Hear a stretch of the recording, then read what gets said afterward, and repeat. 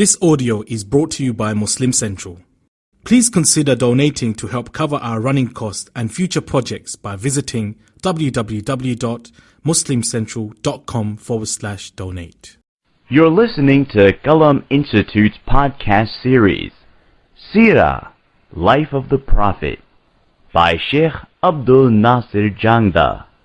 Visit us on the web at qalaminstitute.org or find us on Facebook at facebook.com/Qalam Institute. Bismillah walhamdulillah wa salatu wa salamu ala rasulillah wa ala alihi wa sahbihi ajma'een. Inshallah, continuing with our series on the life of the Prophet sallallahu alaihi wasallam, Masiratu Nabawiyya.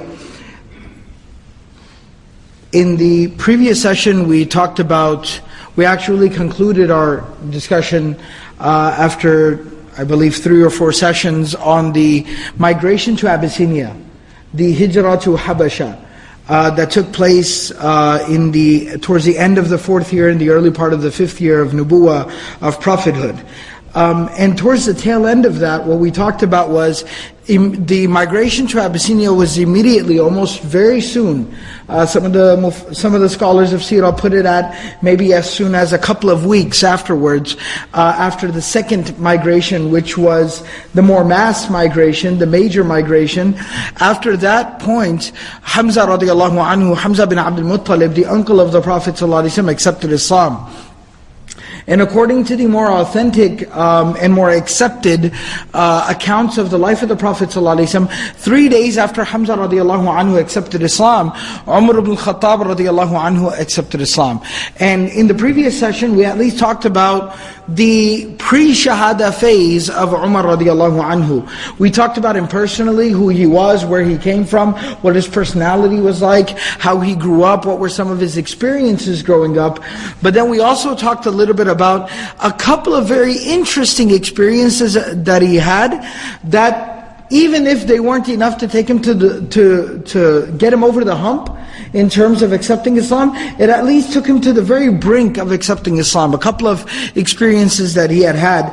And then there was the third and the final major event in his life, which was the event that finally pushed it over the hump and he was able to accept Islam after that. And this is narrated by... There's something else very... we'll come back and talk about this rather. So this is narrated by a few of different Sahaba radiallahu anhum who relate this account from a couple of different perspectives. One of them is, of course, the individual himself, Nu'aym bin Abdullah. Other accounts of this are related by other younger Sahaba who were able to hear and collect the full account from the different people who were involved in the situation. But this is a very well-known account and story that is mentioned in the majority of the books of Seerah. And it mentions that Umar ibn Khattab radiallahu ta'ala anhu was, of course, he had the reputation that he had, and we've talked about this previously. But it talks about how one time he went to the Kaaba, he went to the Baytullah, the Haram, and while he was there, he heard some people talking about the constant issues that they were having, that they were experiencing in regards to the Prophet ﷺ. That's why some of the books of Seerah actually mention that Al-Walid bin Mughira, when he went and made that offer to the Prophet ﷺ, that will make you the wealthiest amongst us, will make you the most powerful amongst us, that this was before the conversion of Umar radiallahu anhu. And what that would basically mean is that they had explored many different avenues and were not able to finally solve this problem that they were at least experiencing. So they were having a conversation or a discussion about this, and Umar radiallahu anhu said, I'll take care of things. I'll take care of it. What's the big deal? And so it mentions that he took his sword, and while carrying a sword was not completely out of character for people at that time, but what was a sign of somebody setting out with an intention of violence, was that person would not have their sword tied to their side, rather that person would hold their sword in their hand. So kind of even a police officer carries a gun all the time, but when they take the gun out of the holster, that shows the intent to take some action. So similarly, Umar radiallahu anhu actually unstrapped unsheathed his sword from his side and held it in his hand as a statement and said, I'll go take care of things. And so it says that he basically set out, and he seemed like he was a man on a mission. He seemed very intent, very serious to basically go and take care of things. And along the way he ran into Nu'aym bin Abdullah radiallahu anhu, who was a Sahabi, who was a companion of the Prophet ﷺ. He was one of those early Muslims. And he saw him, and he saw that Umar radiallahu anhu had his sword in his hand. So he asked him, Aina turidu ya Umar? He said, what are you intending to do? Where do you want to go, Umar? So he said, Uridu Muhammadan. He said, I'm going to look for Muhammad. هذا الصابي الذي فرق أمر قريش وسفه أحلامنا وعاب ديننا وسب آلهتنا فأقتله. He said, I'm going to find this Muhammad, this man who has abandoned, this heretic, this man who has abandoned his religion. He has divided up all the energies of the Quraysh. He has made some of our most intelligent people make fools out of themselves. He has tainted our religion. He has cursed our gods and deities. So I'm going to go and kill him. I'm going to finish him off. So Nu'aym radiallahu anhu said to him, because you also have to understand, Nu'aym radiallahu anhu is not trying to cause any more problems for anyone, but you have to understand that moment. This is Umar. He has a certain reputation that he carries. He seems like he's very upset and angry. He has a sword in his hand, and he seems very intense, hell-bent on harming the Prophet ﷺ. So Nu'aym radiallahu anhu becomes very emotional and very defensive and very worried. So he says, Wallahi laqad gharratka nafsuka min nafsika ya Umar. He says, you are extremely deluded. You are deluding yourself, O Umar. He said, أَتَرَى بَنِي عَبْدِ مُنَافْ تَارِكِيكَ تَمْشِي عَلَى الْأَرْضِ وَقَدْ قَتَلْتَ مُحَمَّدًا. He said, do you really think that Banu Abd Munaf, the family of the Prophet ﷺ, will let you walk around freely after you have killed and murdered Muhammad ﷺ, the grandson of Abdul Muttalib, a man from the family of leadership in their family? You think they're going to tolerate that? And he saw that Umar radiallahu anhu really wasn't fazed by this idea. He didn't just seem to care. He said, you really think they're going to let you walk around? They won't kill you in retribution? He saw Umar radiallahu anhu didn't even bat an eye. So now Nu'aym radiallahu anhu realizes he has to up his game a little bit. He has to try a different strategy. So he says, أَفَلَا تَرْجَعَ إِلَىٰ أَهْلِ بَيْتِكَ فَتُقِيمَ أَمْرَهُمْ. He said, then he goes to the next step. So you have to understand, Nu'aym radiallahu anhu is very desperate. And desperate times call for desperate measures. So Nu'aym radiallahu anhu says that, why don't you go back home and fix things at home? You're out solving other people's problems, trying to put other people in line. Why don't you put your own family in line first? Now Umar radiallahu anhu, this was news to him. He said, وَأَيُّ أَهْلِ بَيْتِي. So who are you talking about? What are you talking about? So he kind of calls him on his bluff. He calls him on his bluff. He goes, what are you talking about, my family? What do you mean I need to fix my family? So he says, خَتَنُكَ وَابْنُ عَمِّكَ سَعِيد بن زَيْد وَأُخْتُكَ فَاطِمَةً. He says that your brother-in-law, who's also your cousin, and your sister, who's married to this cousin of yours, your sister Fatima and her husband Sa'id bin Zayd. Sa'id bin Zayd, who's from the Ashara Mubashara as well. And then he says, فَقَدْ وَاللَّهِ أَسْلَمَا وَتَابَعَ مُحَمَّدًا عَلَى دِينِهِ فَعَلَيْكَ بِهِمَا. So he goes that both of them have accepted Islam and both of them follow Muhammad ﷺ upon the religion that Muhammad has brought. And so you want to deal with somebody, go deal with them. So Umar radiallahu anhu immediately changes route. And he heads over to his sister's home.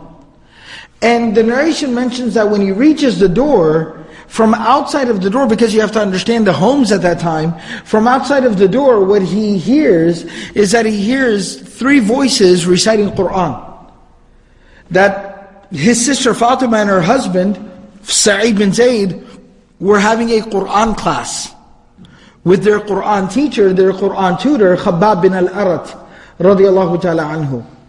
So the story of the conversion of Umar radiallahu anhu is a profound story at many different levels. There's obviously the importance of Quranic education and just the realization and the power of the kalam of Allah, which we're going to see when Umar radiallahu anhu reads the Quran for himself. But another wrinkle, another lesson, another moral of this story is the importance of Quranic education at home. The importance of Quranic education at home. The importance of halaqat of the Quran going on at home. The importance of the recitation of the Quran at home. This is very, very important. There needs to be a small Quran halaqa in each and every single home. Now it's understandable that maybe, there's two things here that I gotta say. Number one, it's understandable that parents might feel that, maybe they're not qualified to have any type of Quran class at home. So it's understandable, but that still doesn't excuse us from the fact that at some level there needs to be a Quran halaqa at home. So fine, the parents might not be able to do tafsir of the Quran at home for their children. That's understandable. But at the very least, they can at least sit and recite Quran together. There can at least be 15 minutes a day, 30 minutes a day, dedicated to just reciting the Quran together as a family. And this is very, very important. This is necessary. But the second thing I have to say about that is, at the same time, oftentimes I have parents coming to me making that excuse. Well, I don't know, or I can't even sit and recite Quran at home with my children because I have bad tajweed. I don't want to ruin their recitation. That's why I send them to the masjid, the Quran class at the masjid, the Quran school at the masjid. But what I have to say to that is that it's not a good enough of an excuse. We take this excuse and we basically live off the rest of our lives based off of this excuse. Oh, I don't know. I don't have knowledge. I don't know what to teach them. I can't even read it with them. I don't want to ruin their tajweed, ruin their pronunciation. How about instead of not teaching our kids Quran at home, instead of not reciting Quran with our kids at home, instead of that, why don't we just take out a few days, dedicate the next couple of weeks to learning something, so that we do become qualified to teach our own children. Parents must be the first teachers of their children. Homes must be the first madaris, the first madrasa, the first Islamic school that our kids attend. And the excuse that I don't know is not good enough for me as a father. Fine, I don't know. That's very good that at least I understand what my deficiencies are, but it's about time that I started working on those deficiencies. I did learn. I did educate myself. And you know what, very honestly, again, I'm not talking about some high-level scholarly tafsir of the Qur'an. I'm talking about basics. Basics such as just reciting Qur'an with tajweed. Or maybe even just knowing the basic translation, tarjuma of a small surah, and being able to just kind of, in your own language, how you sit and you're not a mathematician, you're not a math professor, but you sit down and help your kid with their school homework, don't you? You're not a professor of English literature, but you help them write their book report. So at the very least, you can sit down and at least talk about something. Talk about something with your children. But it doesn't take a whole lot to learn at that level. It really does not. I mean, one reference that I have, and this is not meant to be a plug, but one reference in my mind that I have, is that if it's tajweed is the problem, a good friend and a student of mine, Hafiz Wissam, he teaches a tajweed course. It's one weekend. Only reason why I mentioned this, don't worry, it's not coming here, I'm not advertising a course, I'm just giving you a reference. He probably spends about 15 hours with the students during that weekend.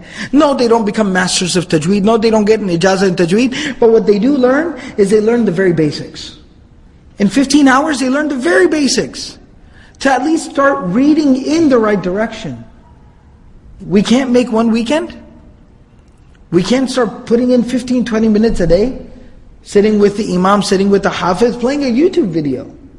Again, Hafiz Wissam, I know he's recorded the entire 30th juz, where he basically walks you through reciting each surah in the 30th juz. And so, at the very least, if I can invest 15 minutes a day, 20 minutes a day over the next couple of weeks, so that I am capable of leading some type of Quranic reading and education within my home, is very important. So we see here the blessings of each and every single home becoming a halaqa, becoming a madrasa of the Qur'an at a very basic level. Then fine, when my kids need to learn something more, they want to learn tafsir, they'll come here to Imam Zia's halaqa for tafsir. That's understandable. But at the very least, I can get the ball rolling. I can get things started at home. And I need to. And that's basically what was going on here. Why would some of the earliest of Muslims, especially some of these early Muslims who were very close to the Prophet ﷺ, where do you think they learned how to have a Qur'an halaqa at home? It was from the instruction of the Prophet ﷺ. So it was part of the strategy of the Prophet ﷺ that as people were accepting Islam, to turn each and every single home into a basic, elementary level, kindergarten of the Qur'an. It was like every single home was turning into a preschool for Qur'an, at the very least. To nourish the souls, to develop the spirituality of the people, to strengthen people in their iman and their relationship with Allah. And that's what was going on here. So Umar radiallahu anhu approaches outside the door and he can hear them reciting Qur'an together. He knocks on the door. The narration says that they look out, they peek out from the door and they see it's Umar radiallahu anhu. Some of the narrations say that when he knocks on the door, he's actually screaming and yelling and screaming, "Open up, open up. I can hear you, I know you're in there." Because he's so angry and upset. And Khattab bin al-Arat radiallahu anhu, when he hears Umar radiallahu anhu outside screaming, he hides. He runs and hides. They hide him, they stash him somewhere in the home. And they open the door and the pages of the Qur'an are still out. He busts through the door and immediately pounces his brother-in-law and says, "I heard somebody else. Who was the third person with you?" And they say, "We swear, there was nobody else." And he says, have you left our religion? Have you followed this man Muhammad? And he starts beating his brother-in-law severely. He's in a rage. All he sees is red. He's beating his brother-in-law. His sister comes and tries to grab him and pull him off of her husband, and he swings back and ends up striking his sister. And the narration actually mentions that she's bleeding. When he looks around, and then that's when she finally says to him, "Yes, Umar, you want to know? You want the answer? You want the answer? Yes, we have believed in Muhammad. We have accepted his deen. We have rejected these idols. We do follow the deen of Muhammad. What are you going to do about it? You want to kill us? Go ahead and kill us. Do what you have to do. Do your worst."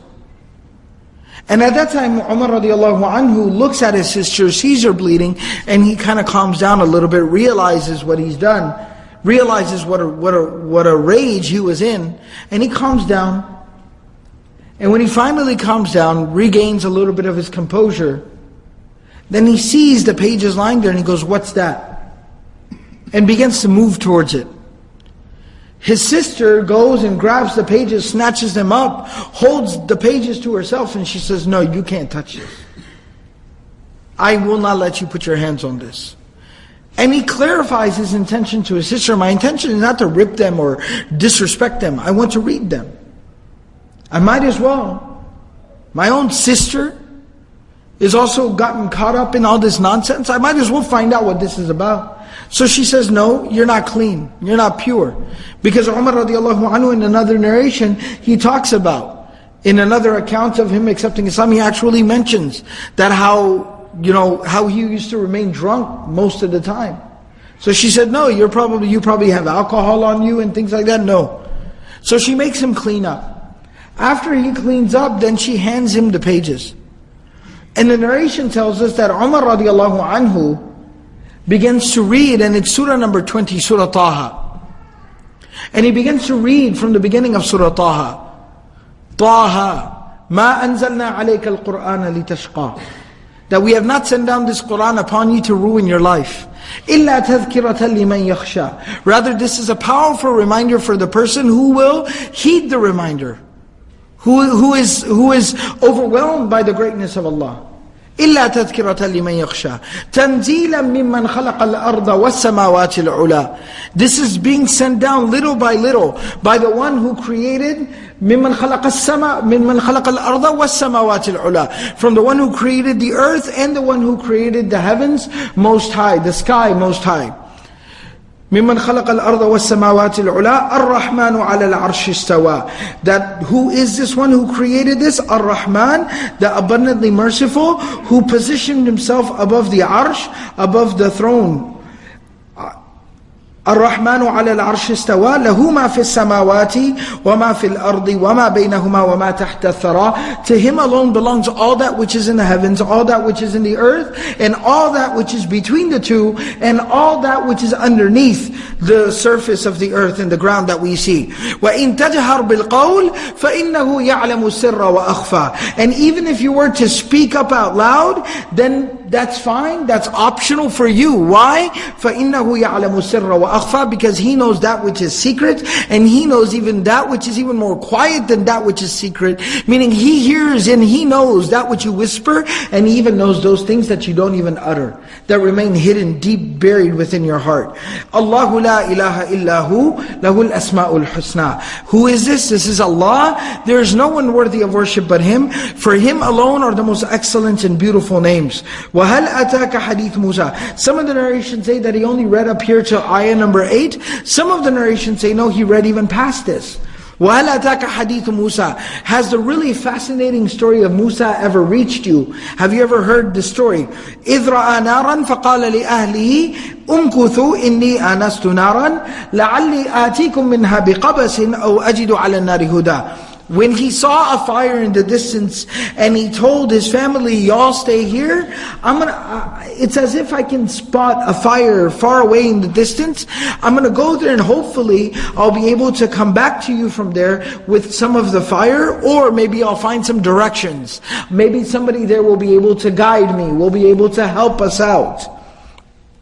فَلَمَّا أَتَاهَا نُودِيَ يَا مُوسَى. When he finally reached the fire, then he was called out to, O Musa, إِنِّي أَنَا رَبُّكَ فَخْلَعْنَ عَلَيْكَ. Most definitely, I am your Lord and your Master, so take off your shoes. إِنَّكَ بِالْوَادِ الْمُقَدَّسِ طُوَى. Most definitely you are at the very sacred valley of Tuwa. You are standing in a very sacred place. وَأَنَا اخْتَرْتُكَ فَاسْتَمِعْ لِمَا يُوحَى.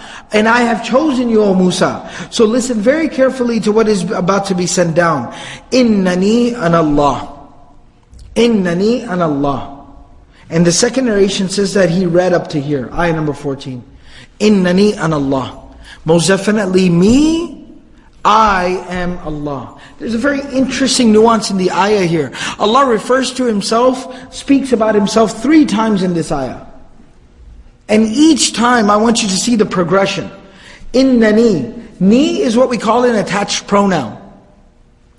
Then Allah refers to Himself with ana, which we call an independent pronoun, which is a more powerful, in its emphasis than an attached pronoun. And then He refers to Himself as Allah, which is His name, which is more powerful than an independent pronoun. So you see the progression.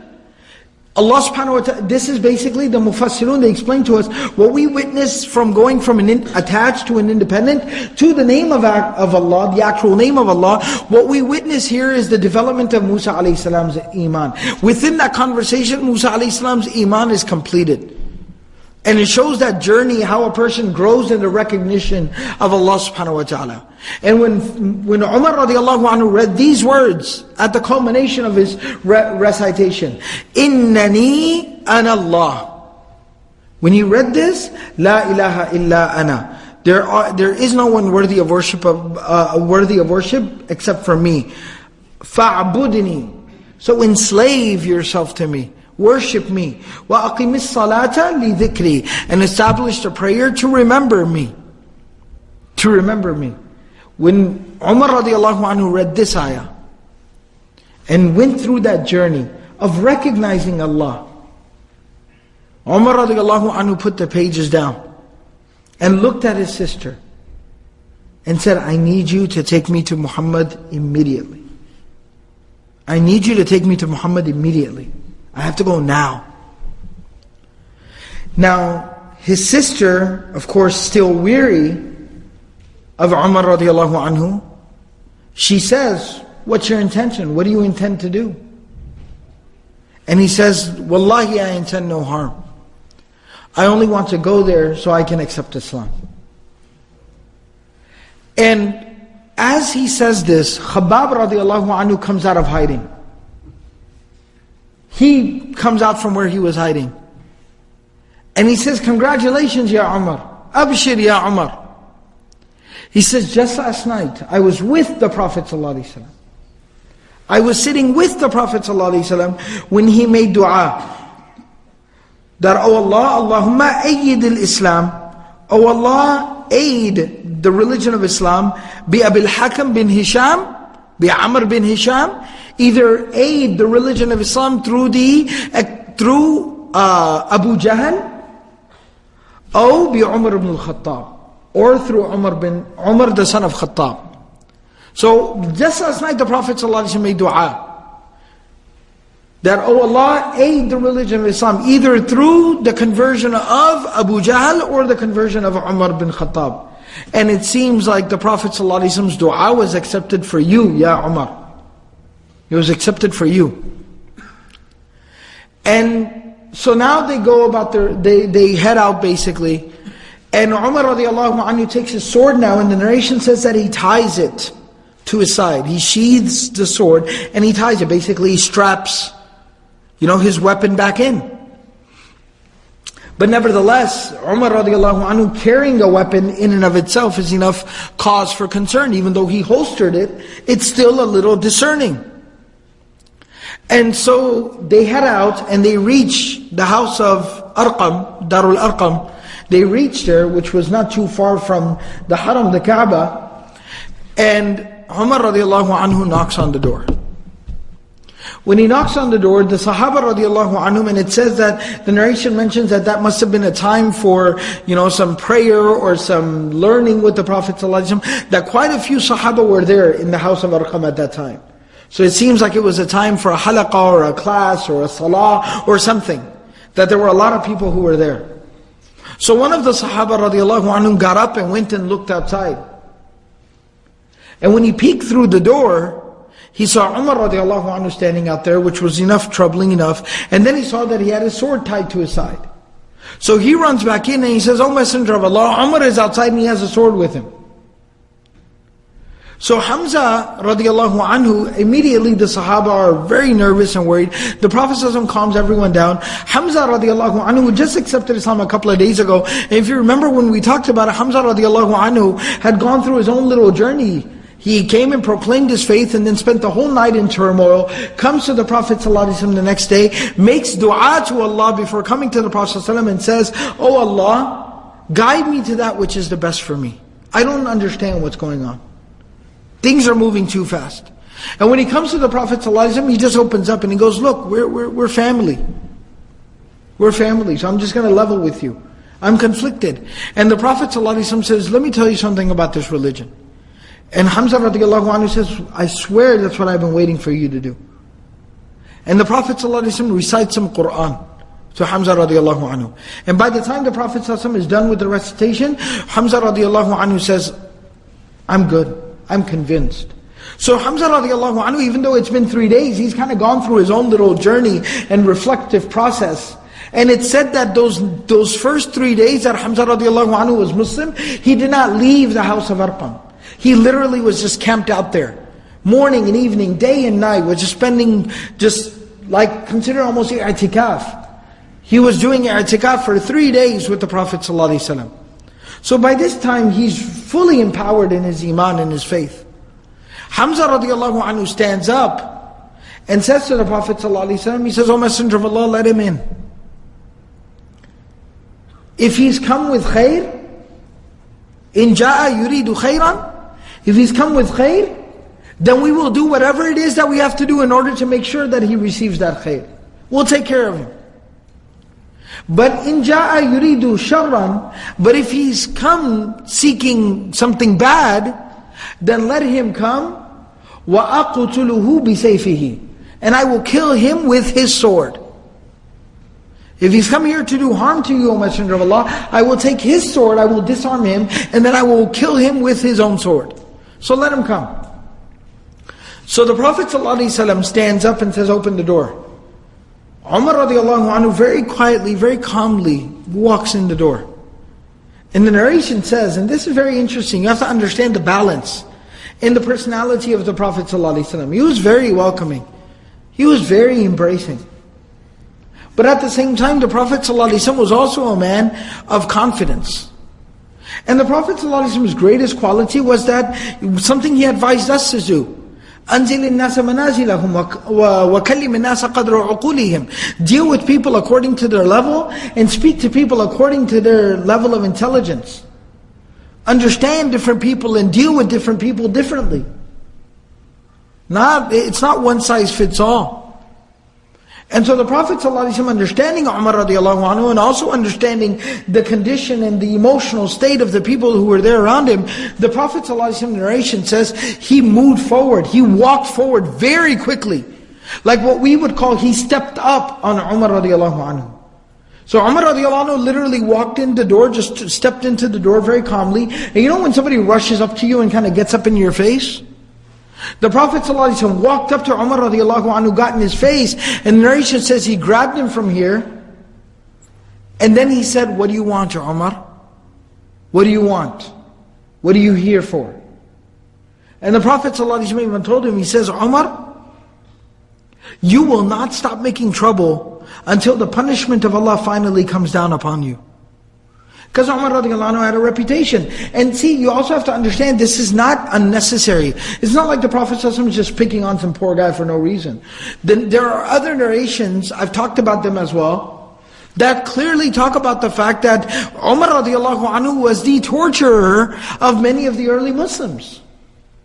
Some of the narrations that I mentioned earlier when I talked about some of the Sahaba radiallahu anhum undergoing torture and abuse, that Umar radiallahu anhu, many of them had suffered torture at the hands of Umar radiallahu anhu. And again, I mentioned this in the previous session, Umar radiallahu anhu is the nephew. His mother's brother is Abu Jahl. So he was taught and mentored by his uncle Abu Jahl. So he was by the side of Abu Jahl oftentimes when Abu Jahl was engaging in torture. So the Prophet ﷺ is dealing with him very appropriately. So he walks up to him and he says, "Umar, you will not stop making trouble until finally the wrath of Allah comes down on you. What's wrong with you? You're here to make trouble again?"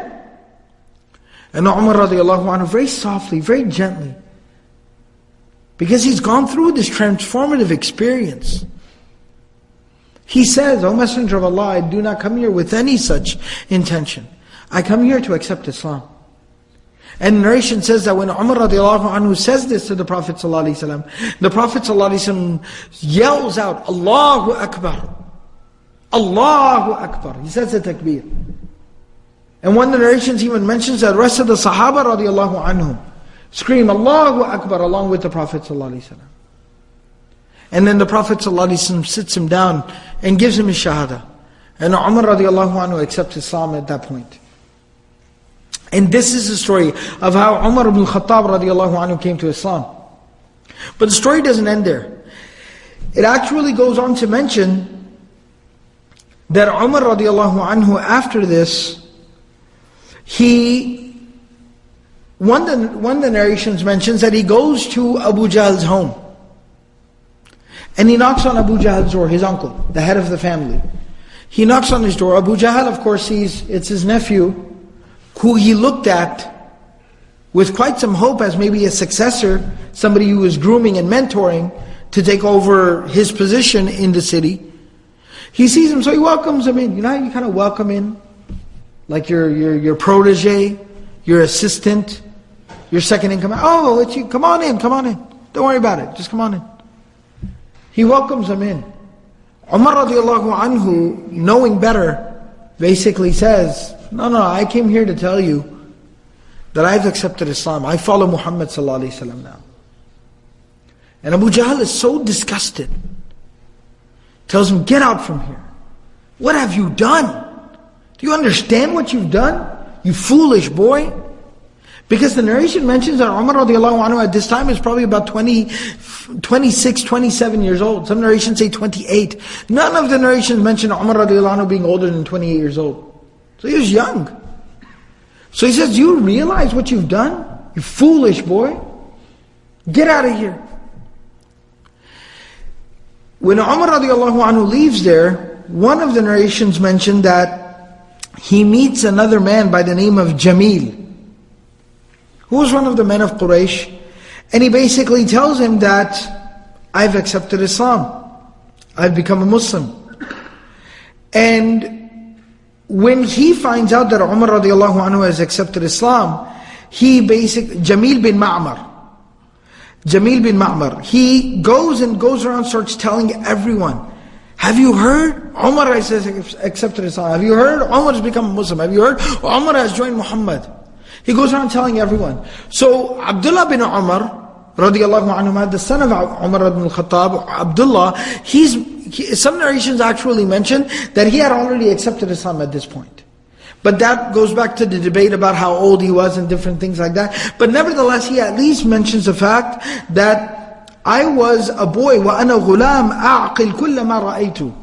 He says, I was a boy at this time, but I could recognize, I could understand what was going on. I was at least, 8, 10, 12 years old. Like I could understand what was going on. So he says, I was with my father and we went to the haram. And Umar radiallahu anhu walked through the door of the haram, and everybody there had already been whispering and gossiping about Umar radiallahu anhu becoming a Muslim. And he says, as soon as he walked through the door, everybody turned around and looked. Everyone turned around and looked. One of the narrations mentioned that man, Jamil bin Ma'mar, was actually there. So when Umar radiallahu anhu walks in, he goes, hey everybody, this is the guy I was telling you about. Umar, look, he's left the religion as well. And Umar radiallahu anhu, of course, being, the personality that he had, Umar radiallahu anhu says, كَذِبَ. He goes, this man lies. He says, وَلَكِنِّي قَدْ أَسْلَمْتُ. Because the word that the man used was, he said, قَدْ صَبَأَ. He's a heretic. He's given up his religion. And Umar radiallahu anhu says, no, this man lies. لَكِنِّي قَدْ أَسْلَمْتُ. Rather, I've become a Muslim. وَشَهِدْتُ أَن لَا إِلَهَ إِلَّا اللَّهُ وَأَنَّ مُحَمَّدًا عَبْدُهُ وَرَسُولُهُ. And I have given testimony to the fact that there is no one worthy of worship but Allah, and that Muhammad is the slave and the messenger of Allah. Yeah, that's me. This was basically Umar radiallahu anhu's version of saying, come at me, come on, come at me bro, bring it on. And what ends up happening, the narration mentions that everybody started rushing up to Umar radiallahu anhu. And the narration mentions that there were over a dozen people in the haram at that time, and they all basically came at him. And or some of the narrations mention that there were 2-3 dozen people. And it said that Umar radiallahu anhu started fighting them. It's like straight like a scene like out of the Matrix. When he's like fighting like all the hundreds of guys, like there's literally like 24 guys, and Umar radiallahu anhu is single-handedly fighting them. One of the narration mentions that they fought for an hour. Can you imagine what that must have been like? You ever watch a UFC fight? If you haven't, don't. No khair. But if you have, then you know what I'm talking about. UFC fights, they fight for what, 3 rounds? 5 rounds? Some of them fight 3 rounds. Each round is 2 minutes. 3 minutes. They fight for a total of like 10 minutes. Have you seen what they look like afterwards? They're bloodied and beaten and bruised. They look terrible. Can you imagine someone fighting like a dozen people for an hour? Subhanallah. This was the himmah of Umar ibn Khattab radiallahu anhu. He fought like a dozen men for like an hour, just going at it non-stop. He kept pushing them back and throwing them down. They kept coming at him over and over again. And he fought literally like 24 people for like an hour. Finally, after an hour, Umar radiallahu anhu backed away. And the narration says, Abdullah bin Umar, his son, who's watching all of this, a little boy hiding back somewhere, watching all of this. He says, finally my father stepped back and he sat down because he was tired. He was tired. He sat down, but he didn't give up. There's a difference. He sat down and he tells them, do what you got to do. Y'all are free to do whatever it is that you want to do. I'm done trying to fight you guys off. There's like 3 dozen of you. It's 1 against 30. Feel kind of sad for you guys. But you do what you have to do. And some of the people who were there on that day, they actually, remembering this occasion, they mentioned, it's in the books of Seerah, that wallahi, if there were 300 of us, he would have kept fighting each and every single one of us. Umar on that day, Umar already had a reputation. But Umar on that day seemed like he had no quit in him. It seemed like he just could not be defeated that day. No matter what, if there were 300 of us, he would have fought all 300. He just had something going on that day. And that was the iman, the yaqeen. that he felt in his heart. His heart was surging with the nur of Iman, and he just couldn't be stopped. So finally he sits down and he says, you do what you have to do. You want to kill me? Go ahead, do whatever you can. Try your best. And the narration says that an old man stood up. Very old man. إِذْ أَقْبَلَ شَيْخٌ مِّن قُرَيْشٍ عَلَيْهِ حُلَّةٌ حِبْرَةٌ وَقَمِيصٌ مُوَشَّى حَتَّى وَقَفَ عَلَيْهِمْ فَقَالَ مَا شَأْنُكُمْ. So an old man stood up who was dressed like a very elderly, wise man, wearing like a robe and things like that. Like clothes that old, wise men would wear, learned men. And he stood up and he said, what's going on with you guys? What are you guys doing here? And they said, Sabah Umar. This man Umar, he's left the religion. And so we're trying to teach him a lesson. Trying is the key operative word here. And he said, Ma. He said, leave him be. He said, رَجُلٌ اِخْتَارَ لِنَفْسِهِ أَمْرًا فَمَاذَا تُرِيدُونَ. He says, he's a man who's chosen a path for himself. What do you care? How does this concern you? Why do you care?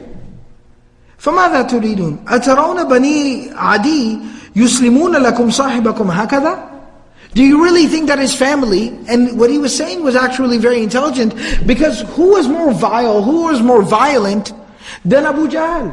But when Umar radiallahu anhu went to the house of Abu Jahl and said, I've accepted Muhammad's religion, what did Abu Jahl do? He cursed him and threw him out, but he didn't kill him, because he was family.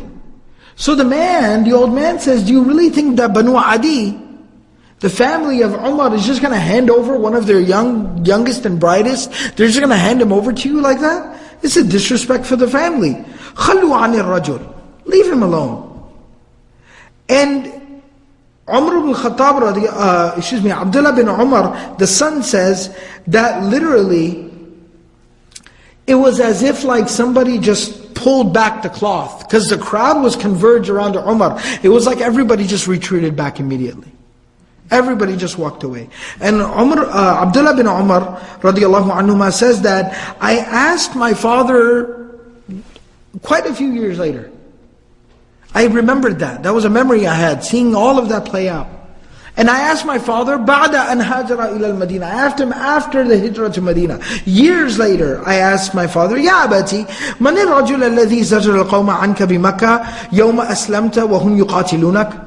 Who is the man who reprimanded the people and basically made everyone leave you alone the day they were trying to kill you, the day you accepted Islam? He said, ذاك أي بني العاص بن وائل السهمي. He says, oh my son, that man was Al-As bin Wa'il. So Umar radiallahu anhu never forgot the wisdom that As bin Wa'il showed on that day. And so this was kind of the story of the conversion of Umar radiallahu anhu. And it's said in the narration that soon thereafter, Umar radiallahu anhu goes to the Prophet ﷺ and says, O Messenger of Allah, we need to go pray in the Haram. We need a public demonstration. We're here, we're not going nowhere. And now we got basically two guys to kind of lead the charge, to make it a strong impression, myself and Hamza. So we need to go out there, we need to march out into the public, we don't hide no more. And the Prophet ﷺ says, let's do it. And it says that Abdullah bin Mas'ud radiallahu anhu relates the incident that they basically gathered up together. Hamza radiallahu anhu and Umar al-Khattab radiallahu anhu stood at the front, and they basically marched out. And they walked from the house of Arqam into the Kaaba, into the Baytullah. And it said in the narration that Umar radiallahu anhu walked in first and basically made his intentions known. He said, everybody, I'm going to pray here right now, okay? I'm going to pray here right now. And I'm pretty sure nobody's going to have a problem with that. And then everybody else walked in afterwards behind him, and they say that they stood up, they lined up with again Umar radiallahu anhu and Hamza radiallahu anhu at both ends of the saf, and the Prophet ﷺ stood in front and he led them in prayer. And that was like the first public demonstration, major successful public demonstration that the Muslims were able to make. And they were able to pray publicly at the Haram itself. And this was the first time. And this basically is what Abdullah bin Mas'ud radiallahu ta'ala anhu refers to in the very famous narrations of Abdullah bin Mas'ud, where he says, مَا كُنَّا نَقْدِرْ عَلَىٰ أَن نُصَلِّيَ عِنْدَ الْكَعْبَةِ حَتَّى أَسْلَمَ عُمَرْ. that we were not able to pray near the Kaaba until Umar ibn Khattab radiallahu anhu accepted Islam. فَلَمَّا أَسْلَمَ عُمَرْ قَاتَلَ قُرَيْشٍ حَتَّى صَلَّى عِنْدَ الْكَعْبَةِ وَصَلَّيْنَا مَعَهُ. Then when Umar accepted Islam, he literally fought off the Quraysh at the Kaaba. That incident that we talked about. And then Umar prayed at the Kaaba and we prayed along with him. And in Sahih Bukhari is a famous narration, مَا زِلْنَا أَعِزَّةً مُنْذُ أَسْلَمَ عُمَرُ الْخَطَّابِ. That we have remained confident. We have been confident since the conversion of Umar bin al-Khattab radiallahu anhu. And then of course other famous statement of Ibn Mas'ud radiallahu anhu where he says, Inna Islam Umar kana fathan. That the Islam of Umar, the conversion of Umar to Islam was a victory. وَإِنَّ هِجْرَتَهُ كَانَتْ نَصْرًا. And his migration from Mecca to Medina, because he was one of the few people who openly, publicly migrated to Medina. Everybody else was slipping away in the middle of the night. Umar radiallahu anhu packed up his bags, went over to the Kaaba, prayed at the Kaaba, showed his bags to everyone and said, I'm going. If anyone has a problem, you can see me outside, but your wife will be a widow. And that's how he migrated. So he said that the migration of Umar radiallahu anhu was a victory. وَإِنَّ إِمَارَتَهُ كَانَتْ رَحْمَةً.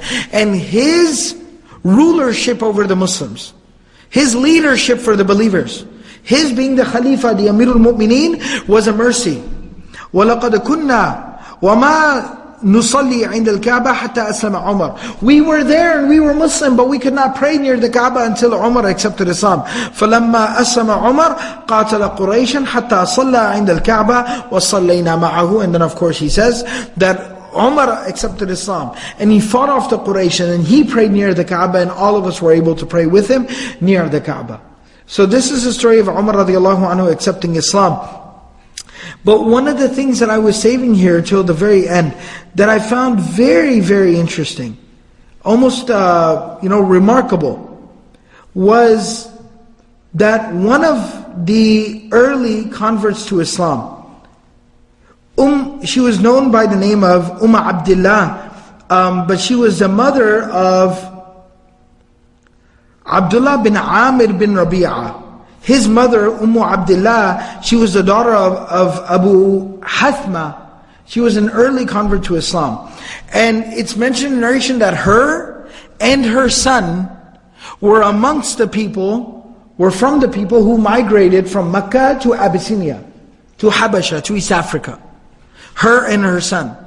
And she mentions a story, which shows you something very interesting. It shows you two things. Number one, it shows you about how Umar radiallahu anhu had some good inside of him. So when the Prophet ﷺ makes dua that, oh Allah, help Islam through Abu Jahl or Umar, why Allah chose Umar radiallahu anhu, you see some good inside of the man. But secondly, it also shows you how they perceived Umar radiallahu anhu and how their perception of Umar radiallahu anhu at the end of the day was irrelevant. How we perceive people socially is irrelevant. But it's how the standing or the position that someone has in the sight, in the eyes of Allah. You just never know the good that is in someone. So she mentions that we were packing up and basically trying to leave Makkah in order to go to Al-Habasha. إِنَّا لَنَتَرَحَّلُ إِلَىٰ أَرْضِ الْحَبَشَةِ وَقَدْ ذَهَبَ عَامِرْ فِي بَعْضِ حَاجَتِنَا. And my son Amir had gone to take care of, or actually it's her husband Amir. She says that my husband Amir had gone to go take care of a few things. إِذْ أَقْبَلَ عُمَرْ حَتَّى وَقَفَ عَلَيَّ وَهُوَ عَلَى شِرْكِهِ. Umar radiallahu anhu saw me standing outside the home with some bags, carrying some things, and he was still a mushrik, he was not Muslim yet. قَالَتْ وَكُنَّا نَلْقَى مِنْهُ بَلَاءً. And Umar was trouble for us. Us weak Muslims, Umar was trouble. When we saw Umar, we ran, we hid. Because he was one of the people who used to torture us. أَذَنْ لَنَا قَدْ أَذَّى لَنَا وَشَدَّ عَلَيْنَا. She says that he used to harm us and he was very harsh on us. قالت فقال إنه للانطلاق يا أم عبد الله. When he saw her with some bags, he goes, are you planning to go somewhere? Oh, Abdullah, are you planning to go somewhere? She said, Na'am. We are, Wallahi lanakhrujanna. But this is also a woman who's a believer. So she feels courage And she says, Wallahi لَنَخْرُجَنَّ فِي أَرْضِ اللَّهِ. We are going to go out into the earth of God. أَذَيْتُمُونَا وَقَهَرْتُمُونَا. You people have harmed us. You people have done wrong to us. You oppress us. So yes, I'm going to go, but I'm going to go out into the land of Allah, the earth that is owned by God. حَتَّى يَجْعَلَ اللَّهُ لَنَا مَخْرَجًا. Until Allah will make a way for us and Allah will make a place for us. And then she says that Umar, he looks at me. I just made my intentions very clear. We're going to go from here and go seek refuge somewhere. She says, Umar looks at me and he says to me, Sahibakumullah. May God be with you. May God be with you. And she says, وَرَأَيْتُ لَهُ رِقَّةً لَمْ أَكُنْ أَرَاهَا. I saw some softness in Umar that I had never seen before. ثُمَّ انصَرَفَ وَقَدْ أَحْزَنَهُ. He turned around and walked away from there, and it seemed like he was sad. Because he was thinking to himself, فِيمَا أَرَى خُرُوجْ أي خُرُوجُنَا. That خُرُوجُنَا قَدْ أَحْزَنَهُ. That he turned around from there and he seemed sad because of what he had done to us. He started to think, am I really this type of a person? Have I really made these people's lives so difficult, so terrible, that they have to run away from their homes? What have I done? What are you doing, Ya Umar? So he seems like he had a moment of self-reflection. And then she says that, my husband came back, and I said, Ya Aba Abdullah, لو رأيت عمر آنفا ورقته وحزنه علينا. She says that, man, you missed it. You will not believe what just happened. Umar came here. And then she told him the whole story. And then he asked her the question. This also tells you about those early believers. They were all da'is. They were all du'at ilallah. They were all callers to Allah. He asks his wife, أَطَمِعْتِ فِي إِسْلَامِهِ. Were you hopeful of him accepting Islam? And she says, yeah, I was. But then she says that her husband says to her, لا يسلم الذي رأيتي. لا يسلم الذي رأيتي. This man that you saw today, Umar, I know Umar. Don't worry, he's not going to accept Islam. حتى يسلم حمار الخطاب. The donkey of Khattab will accept Islam before the son of Khattab will accept Islam. Alright? I understand he might have had a moment of reflection or something like that, but don't worry. Woman, alright, let me tell you. Listen, woman. That's the problem with you women. You get all caught up in the moment. Don't get too excited. Don't get too happy, alright? The donkey of Khattab will accept Islam before the son of Khattab will accept Islam. And she says that my husband wasn't very hopeful in Islam. لِمَا كَانَ يَرَى مِنْ غِلْظَتِهِ وَقِسْوَتِهِ عَلَى الْإِسلام. Because of how harsh he was against Islam and the Muslims. But what's very interesting here, like I pointed out before I started the story, you see some good inside, deep buried inside. Maybe it was the alcohol that had been covering it for so long. But you see some goodness that was buried inside of Umar radiallahu anhu that showed at this moment.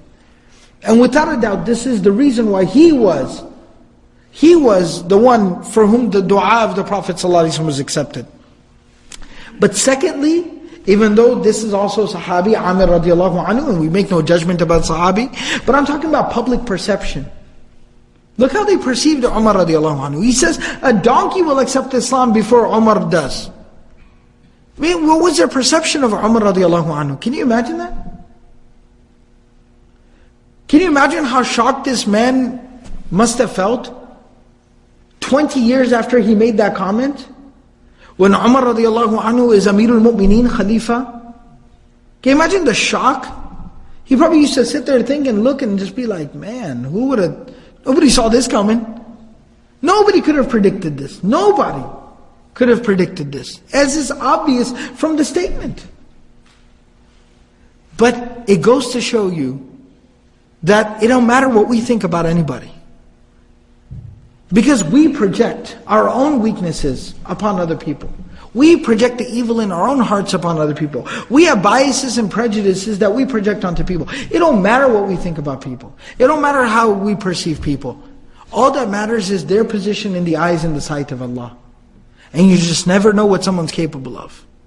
You never know the goodness that somebody has. You never know the greatness that someone is destined for.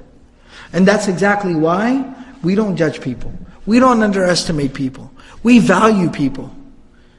Well, somebody says, well, what if he's a bad person, he's a terrible person? Well, we're supposed to go around just expecting good from yeah, absolutely. If they turn out to be bad, then so be it. I didn't lose anything. It's them who lost something. But if they turn out to be good, then at least I did not underestimate someone.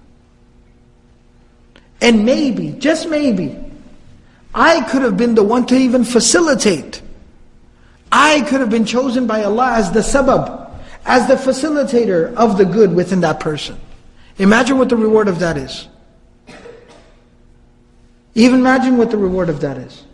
So the story of Umar radiallahu anhu is very profound from the power of the Qur'an. And this is why we all need to read the book of Allah and reflect on the book of Allah. That was that moment that changed Umar's life. From the importance of having the reading and the learning and the teaching and the discussion of the Qur'an within our homes. Unfortunately today the tragedy is it doesn't even go on within all the houses of Allah. We don't even have proper halaqat of the Qur'an going on in all the masajid today. When in reality the standard is, forget about masajid. Masajid is a no-brainer.